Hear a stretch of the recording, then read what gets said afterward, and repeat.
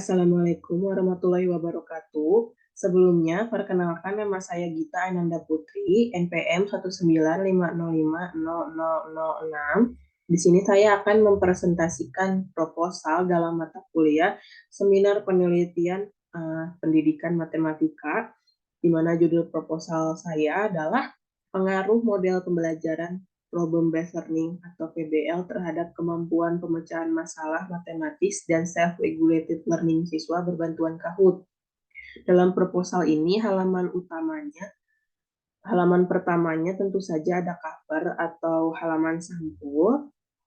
Nah, untuk daftar isi, daftar tabel, dan lain-lainnya belum saya buat. Saya langsung ke bagian isi, di mana bagian isi itu pertamanya ada judul penelitian. Seperti yang tertera pada cover, judul penelitian saya adalah pengaruh model pembelajaran problem-based learning atau PBL terhadap kemampuan pemecahan masalah matematis dan self-regulated learning siswa berbantuan Kahoot. Setelah judul penelitian itu ada latar belakang. Dalam latar belakang ini, hal pertama yang saya bahas adalah perkembangan ilmu pengetahuan yang semakin menuntut sumber daya manusia untuk meningkat dan berkualitas. Nah, tentu saja dalam peningkatan sumber daya manusia ini, pendidikan menjadi jalan utama yang dapat ditempuh.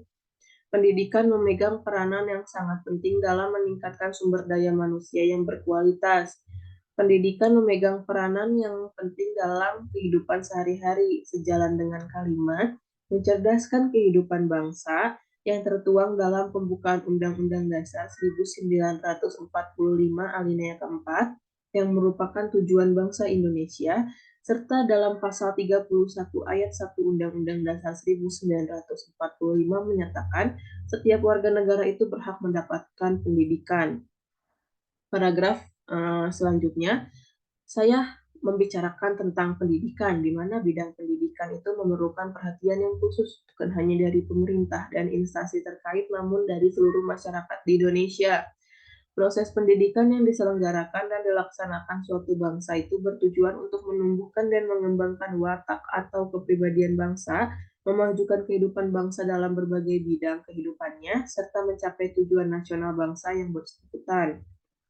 Nah, pendidikan juga berfungsi dalam pembentukan jiwa kepemimpinan dalam diri anak muda, penerus bangsa. Hal tersebut sejalan dengan warisan budaya Jawa Barat untuk kriteria menjadi seorang pemimpin, yaitu nyantri, nyakola, nyunda, dan nyanka. Dikhususkan pada nyakola, di mana nyakola yaitu berpendidikan baik, terlihat cerdas, dan logis, serta bijaksana dalam bersikap. Dengan demikian, pendidikan sangatlah penting untuk dimiliki oleh anak muda penerus bangsa Indonesia. Pendidikan dapat membentuk jiwa kepemimpinan anak-anak bangsa sehingga dapat meningkatkan kesejahteraan bangsa dan tentu saja menjaga serta melestarikan kebudayaan sendiri. Proses pendidikan itu berkembang bersama proses perkembangan hidup dan kehidupan manusia. Bahkan keduanya itu pada hakikatnya adalah proses yang satu. Pendidikan dapat membuat umat manusia itu dimuliakan oleh Allah dalam kehidupannya.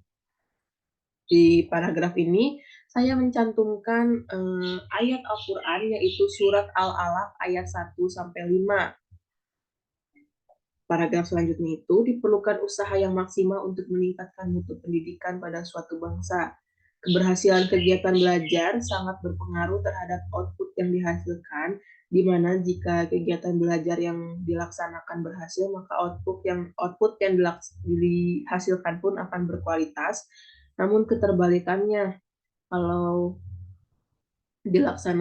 kegiatan belajar yang dilaksanakan tidak berhasil, maka output yang dihasilkan itu tidak akan berkualitas.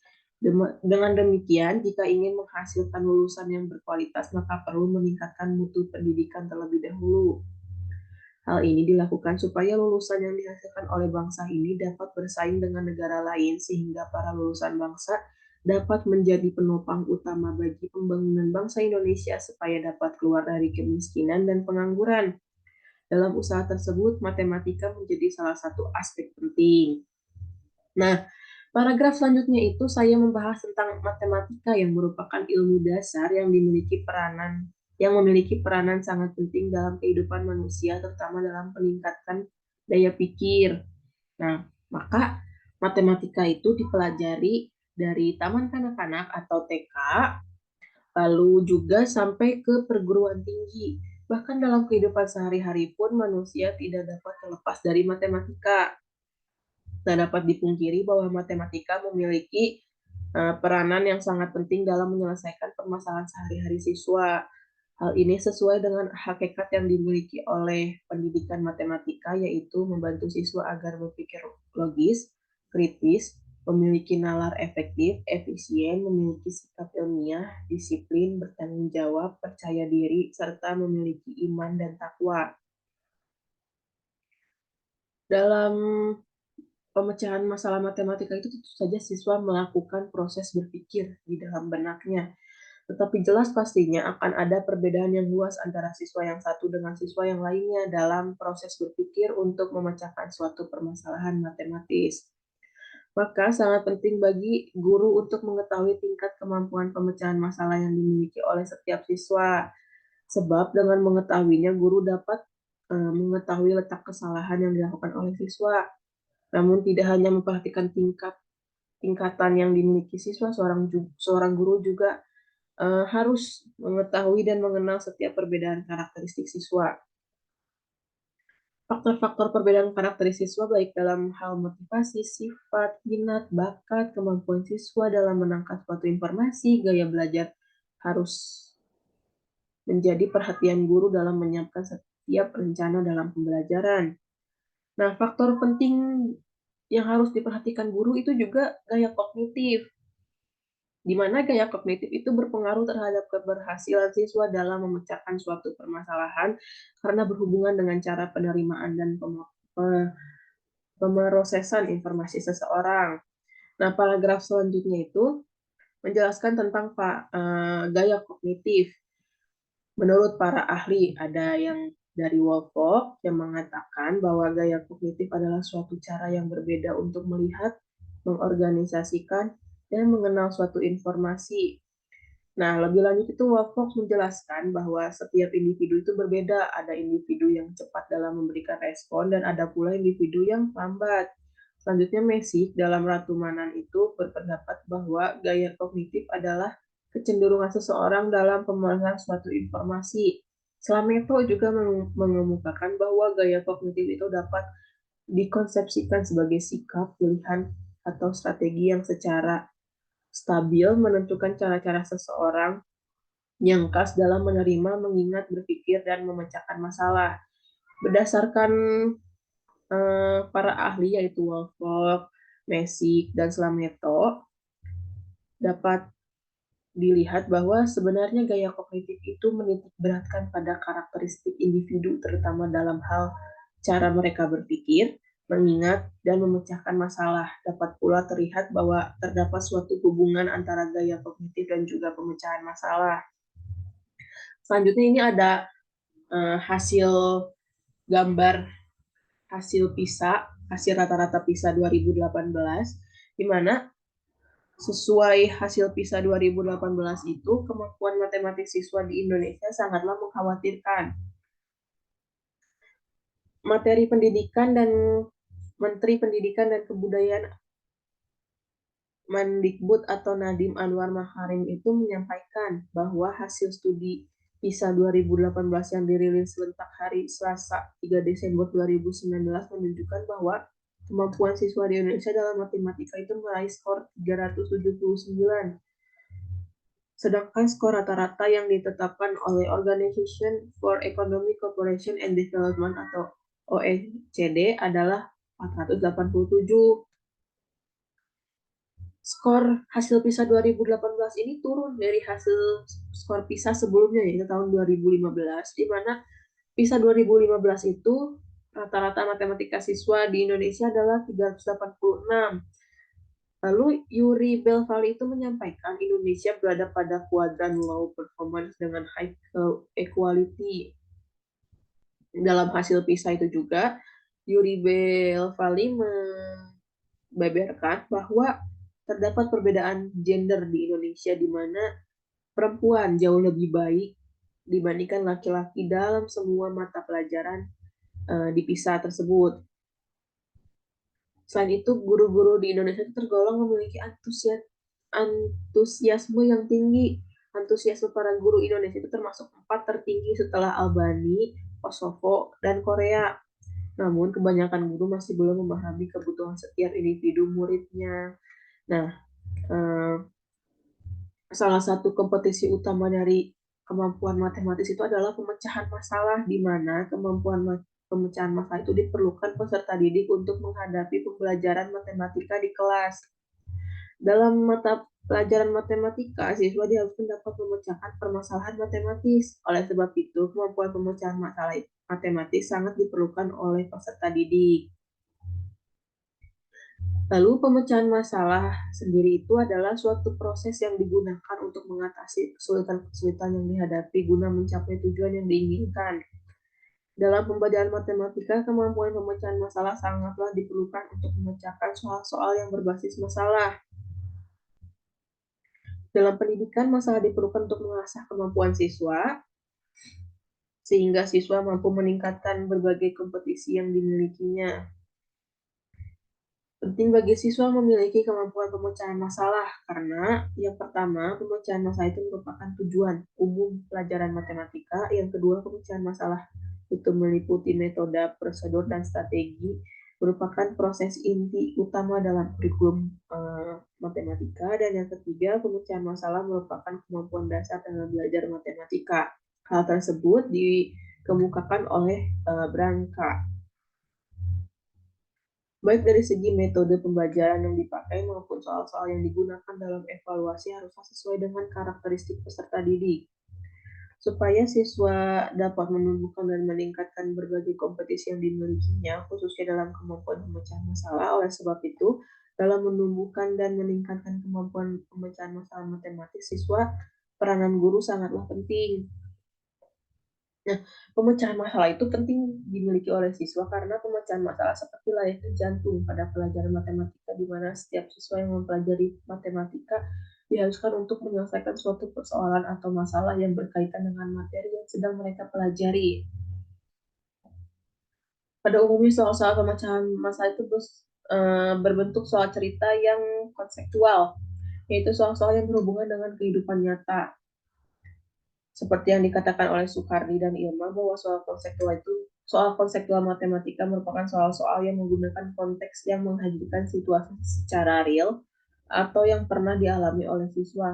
Konteks dapat diartikan sebagai fenomena kejadian alam dan atau situasi yang terkait dengan konsep-konsep materi matematika yang sedang dipelajari. Selanjutnya, Permendikbud nomor 58 tahun 2014 tentang kurikulum 2013 SMP atau MTS mengatakan peserta didik harus memiliki penguasaan matematika pada tingkat tertentu. Namun pada dasarnya bukanlah penguasaan terhadap matematika sebagai ilmu, melainkan penguasaan akan kecakapan matematika yang diperlukan untuk dapat memahami dunia di sekitarnya serta untuk berhasil dalam kehidupan karirnya. Maka pelajaran matematika bertujuan agar peserta didik dapat yang pertama itu memahami konsep matematika, yang kedua menggunakan pola sebagai dugaan atau penyelesaian masalah dan mampu membuat generalisasi berdasarkan fenomena atau data yang ada. Yang ketiga itu menggunakan penalaran pada sifat, melakukan manipulasi matematika baik dalam penyederhanaan maupun menganalisa komponen yang ada. Lalu yang keempat itu mengkomunikasikan gagasan penalaran serta mampu menyusun bukti matematika dengan menggunakan kalimat yang lengkap, simbol, tabel, diagram, atau media lain untuk memperjelas keadaan atau masalah. Yang kelima itu memiliki sifat menghargai kegunaan matematika dalam kehidupan, yang yaitu memiliki rasa ingin tahu, perhatian, dan minat dalam mempelajari matematika, serta sikap ulet dan percaya diri dalam pemecahan masalah. Yang keenam itu memiliki sifat dan perilaku yang sesuai dengan nilai-nilai dalam matematika dan pembelajarannya.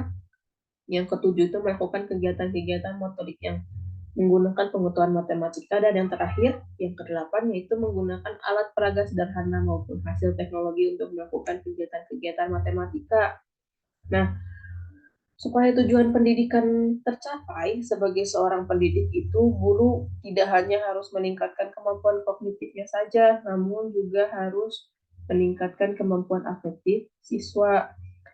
Salah satu kemampuan afektif itu adalah self-regulated learning. Self-regulated learning adalah kemampuan peserta didik untuk mengatur diri dalam belajar atau kemandirian belajar. Kuantitas dan kualitas diri dalam belajar dapat ditingkatkan dengan kemandirian belajar peserta didik. Setiap peserta didik harus memiliki kemandirian belajar. Self-regulated learning atau kemandirian dalam belajar merupakan hal yang sangat penting untuk memacu perkembangan berpikir siswa pada pembelajaran. Dengan berkembangnya self-regulated learning, siswa dapat melakukan pembelajaran dalam berbagai aspek kehidupan karena pada dirinya telah terlatih dan terbiasa untuk belajar secara mandiri. Menurut Hafiziani Eka Putri, kemandirian belajar peserta didik itu bukan hanya penting untuk prestasi belajar, tapi juga menekankan pada unsur untuk mengolah pengetahuan sesuai dengan strategi yang mereka miliki. Namun pada kenyataannya yang terjadi di lapangan, self-regulated learning siswa itu sangat rendah. Hal tersebut sesuai dengan penelitian yang dilakukan oleh Febrianti dan Imami pada siswa kelas 8 SMPN 2 Lemahabang, Karawang, yang menunjukkan bahwa kemandirian belajar matematika itu masih rendah. Hal tersebut terjadi karena matematika masih menjadi momok tersendiri bagi peserta didik. Matematika dianggap hal yang sulit dan kurang menyenangkan, tak hanya bagi siswa maupun paradigma di masyarakat juga mengatakan hal yang serupa. Sehingga demikian, bukan tanpa alasan, kurangnya minat, motivasi, serta kemandirian belajar siswa dalam pelajaran matematika turut memberikan andil dalam dunia pendidikan pembelajaran matematika, khususnya dalam tuntutan seorang pendidik. Dengan demikian, perlu adanya metode ataupun strategi baru yang mampu meningkatkan kemampuan pemecahan masalah dan juga self-regulated learning siswa.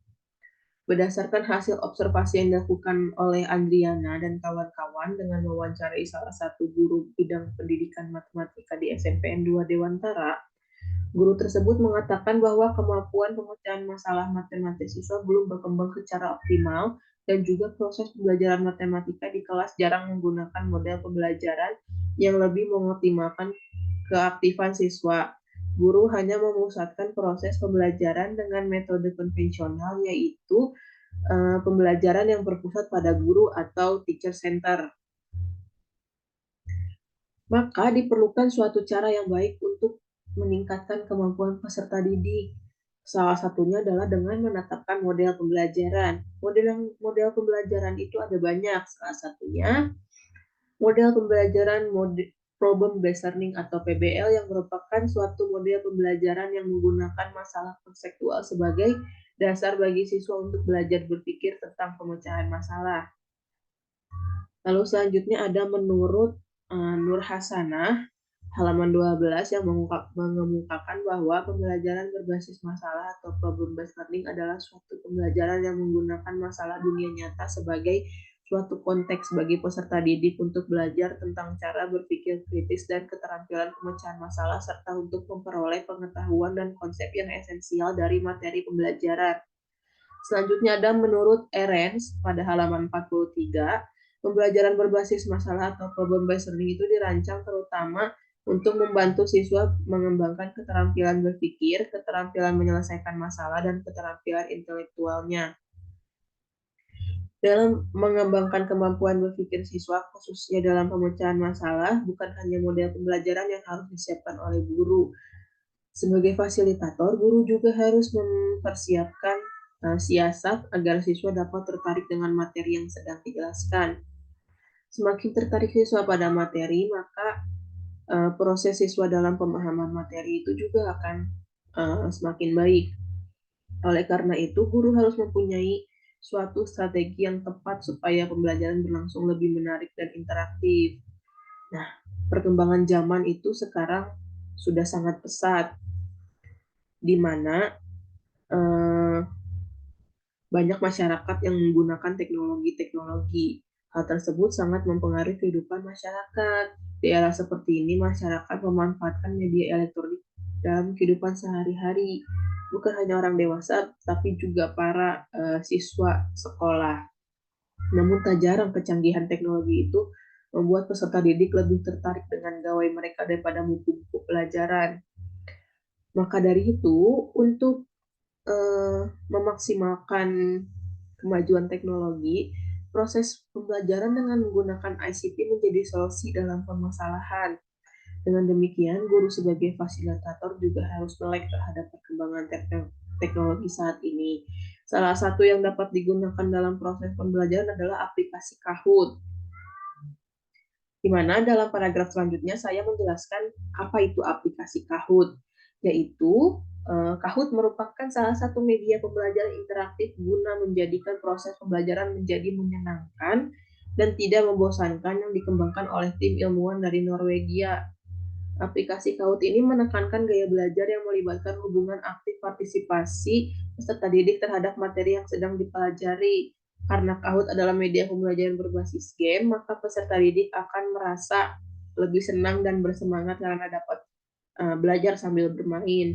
Aplikasi Kahoot menjanjikan proses pembelajaran untuk game online berbasis kuis, sehingga dapat digunakan sebagai pelaksanaan ujian, pemberian tugas, dan juga penguatan materi. Berdasarkan pemaparan yang sudah saya jelaskan, maka peneliti tertarik untuk melakukan penelitian pengaruh model pembelajaran problem based learning terhadap kemampuan pemecahan masalah matematik siswa SMP dengan berbantuan ICT berupa aplikasi Kahoot. Setelah latar belakang itu ada identifikasi masalah, di mana berdasarkan latar belakang yang telah dikemukakan, masalah dapat diidentifikasi sebagai berikut. Ada 3 identifikasi masalah. Yang pertama itu hasil studi dari Program for International Student Assessment atau PISA tahun 2018 menunjukkan bahwa kemampuan siswa Indonesia dalam matematika meraih skor rata-rata 379.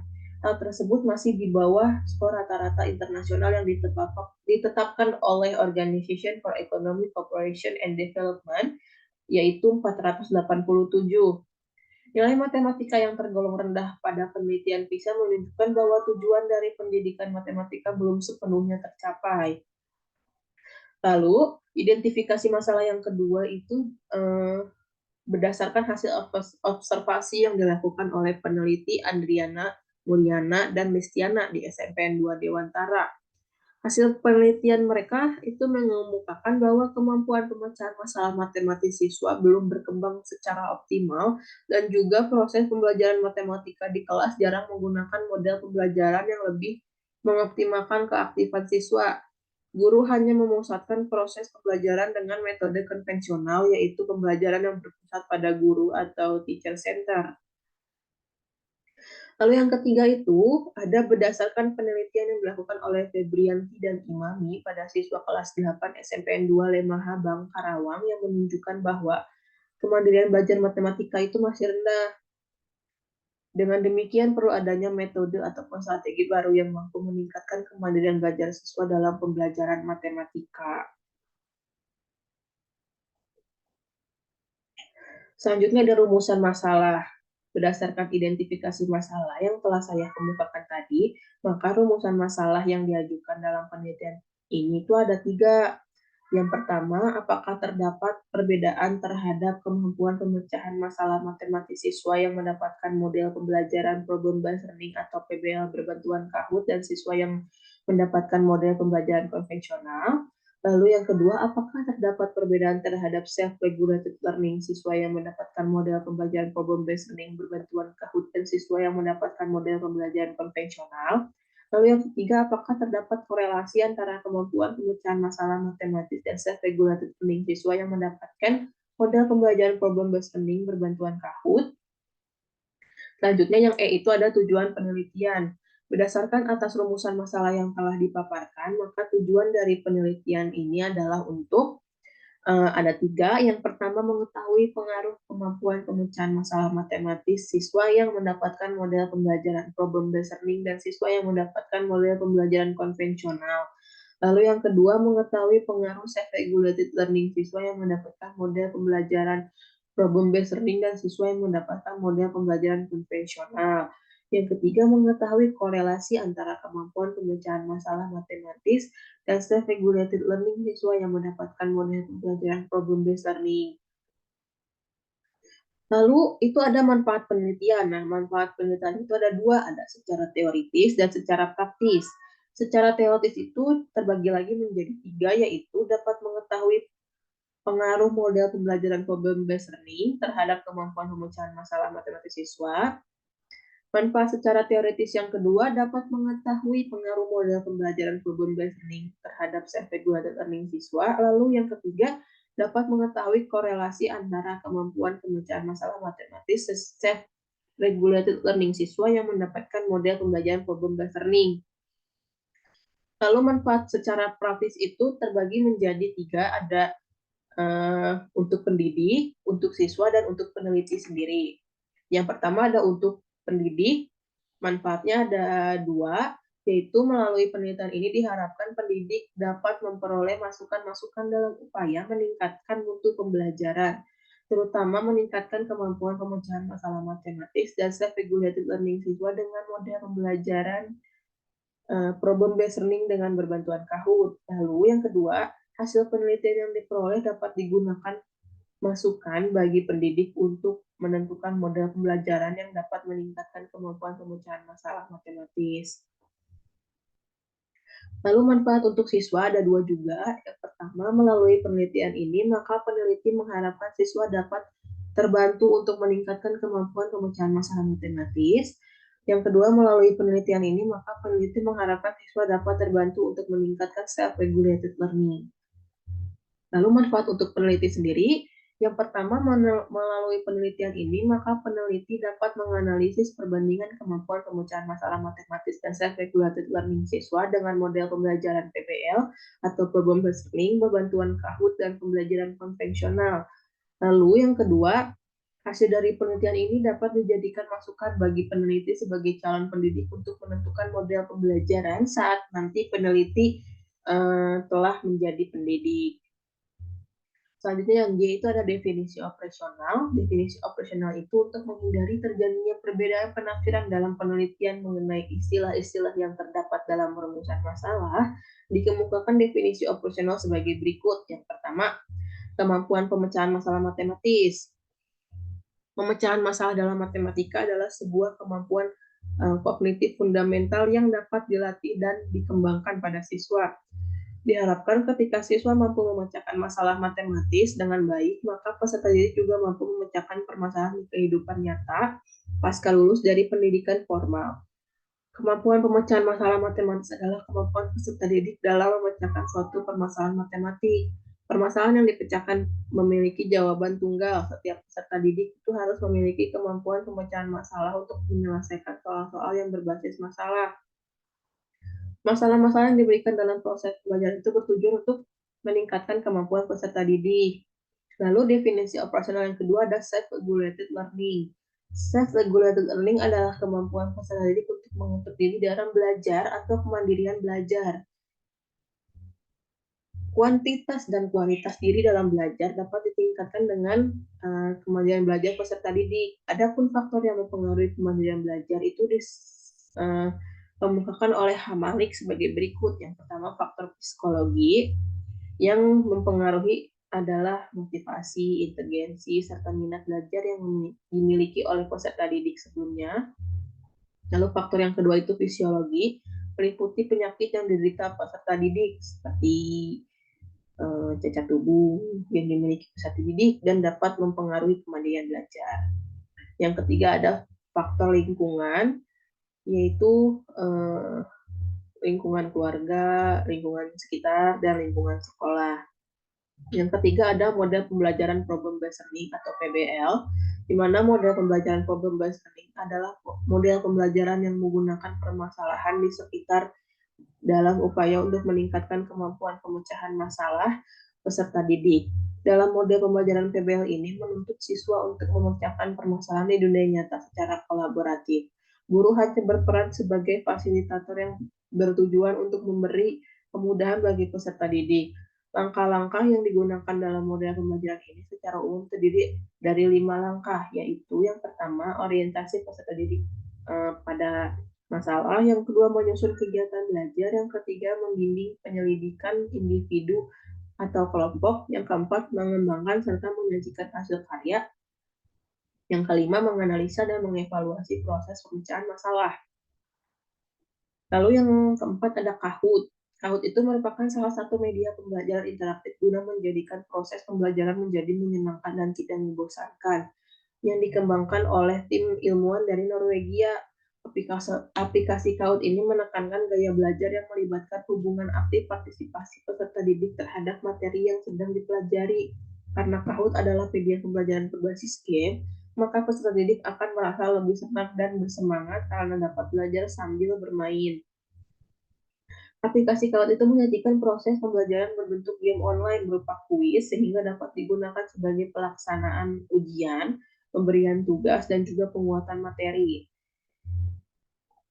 Lalu yang H itu ada kajian teori. Kajian teori yang pertama itu kemampuan pemecahan masalah matematis. Ada menurut Polya dalam Andriana L. halaman 30, pemecahan masalah adalah suatu usaha mencari jalan keluar dari suatu tujuan yang tidak begitu mudah dan segera dapat dicapai. Selain itu, Sumarmo juga berpendapat dalam Sumartini halaman 150 yang mengemukakan bahwa pemecahan masalah adalah suatu proses untuk mengatasi kesulitan yang ditemui untuk mencapai suatu tujuan yang diinginkan. Berdasarkan pendapat Polya dan Sumarmo tadi, maka dapat dikatakan bahwa pemecahan masalah adalah suatu usaha dalam mengatasi kesulitan-kesulitan untuk mencapai suatu tujuan yang diinginkan dengan proses yang tidak begitu mudah dan segera dapat dicapai. Selanjutnya ada menurut Montague dalam Amam halaman 41 yang mengatakan bahwa pemecahan masalah matematis adalah suatu aktivitas kognitif yang kompleks yang disertai proses dan strategi. Pentingnya pemecahan masalah matematis itu dikemukakan oleh Branca dalam Anggraini halaman 20 bahwa pemecahan masalah matematik merupakan tujuan penting dalam pembelajaran matematika, bahkan merupakan jantungnya matematika, di mana setiap siswa yang belajar matematika itu diharuskan dapat menyelesaikan persoalan atau masalah yang berkaitan dengan materi yang sedang disampaikan itu. Pemecahan masalah matematis adalah kemampuan kognitif yang berisi proses serta strategi dalam menyelesaikan permasalahan-permasalahan terkait matematika yang merupakan tujuan dari pembelajaran matematika, sehingga siswa yang belajar matematika harus memilikinya. Nah, di sini NCTM 2000 mengatakan bahwa pemecahan masalah memerankan peran ganda pada kurikulum sekolah. Satu sisi adalah sebagai sarana atau alat mendasar untuk mempelajari matematika, dan di sisi lain adalah sebagai tujuan utama dalam pembelajaran matematika. Lalu Sumarmo juga berpendapat yang serupa, di mana Sumarmo berpendapat pemecahan masalah dapat dilihat dari dua sudut pandang yang berbeda, yaitu sebagai tujuan pembelajaran dan sebagai pendekatan pembelajaran. Pemecahan masalah sebagai tujuan itu berarti siswa harus memecahkan suatu permasalahan agar dapat merumuskan masalah dalam matematika dari situasi sehari-hari, lalu menyelesaikan permasalahan sejenis ataupun yang lama, baik dalam matematika maupun di luar matematika dengan menerapkan suatu strategi. Siswa juga harus mampu menjelaskan hasil yang mereka peroleh sesuai permasalahan asal. Selanjutnya, siswa juga harus mampu menyusun model matematika serta menyelesaikan permasalahan-permasalahan di dunia nyata sehingga mereka dapat menggunakan matematika secara bermakna. Selanjutnya, pemecahan masalah sebagai pendekatan pembelajaran berarti pemecahan masalah digunakan untuk menemukan dan memahami materi matematika. Pemecahan masalah dapat meningkatkan pemahaman siswa terhadap materi yang telah dipelajari dan meningkatkan kemampuan siswa dalam menggunakan konsep-konsep yang telah dipelajari dalam berbagai situasi real. Lalu yang kedua itu ada self-regulated learning. Menurut Scott dan Zimmerman dalam Febrianti dan Imami halaman 3. Kemandirian belajar itu adalah keterlibatan aktif peserta didik dalam kegiatan belajar serta di lingkungannya belajar. Selain itu, peserta didik mampu mengatur, memonitor, melatih, serta mampu menggunakan kemampuan yang dimilikinya secara efektif, sehingga peserta didik memperoleh sebuah keyakinan diri, kepercayaan diri, dan motivasi yang positif dalam diri peserta didik terkait keinginannya dalam melaksanakan pembelajaran.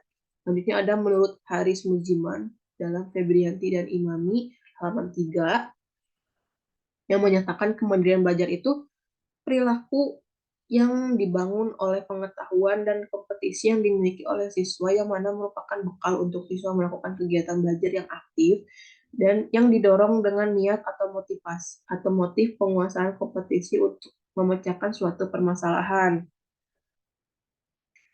Karena itu kemampuan belajar mandiri harus diasah dan dibiasakan pada kegiatan siswa, namun perlu juga ada bimbingan dari pengajar. Selanjutnya ada menurut Pintrich dalam ASMI halaman 401 yang mengatakan self-regulated learning atau kemudian belajar itu adalah proses aktif dan konstruktivis siswa dalam menetapkan tujuan untuk proses belajar dan berusaha untuk memonitor, meregulasi, dan mengontrol kognisi, motivasi, dan perilaku yang kemudian semuanya diarahkan dan didorong oleh tujuan dan mengutamakan konteks lingkungan. Siswa yang mempunyai self-regulated learning tinggi adalah siswa yang secara metakognitif, motivasional, dan behavioral merupakan peserta aktif dalam proses belajar. Beliau menjelaskan bahwa self-regulated learning itu mengarahkan tujuan pembelajaran, mengontrol proses pembelajaran, menumbuhkan motivasi sendiri atau self-motivation, dan kepercayaan diri atau self-efficacy, serta memilih dan mengatur aspek lingkungan untuk mendukung belajar. Lingkungan belajar yang diatur oleh siswa dalam pembelajaran mencakup lingkungan fisik dan non-fisik. Karena itulah, self-regulated learning atau kemandirian belajar sangatlah penting untuk dimiliki oleh peserta didik. Kemandirian belajar dapat meningkatkan kemampuan peserta didik, khususnya dalam kemampuan berpikir. Siswa yang memiliki self-regulated learning adalah dirinya yang dapat melakukan pembelajaran dalam berbagai aspek kehidupan karena pada dirinya telah terlatih dan terbiasa untuk belajar secara mandiri. Selanjutnya ada pendapat menurut Bandura, Korno, dan Mandinaj.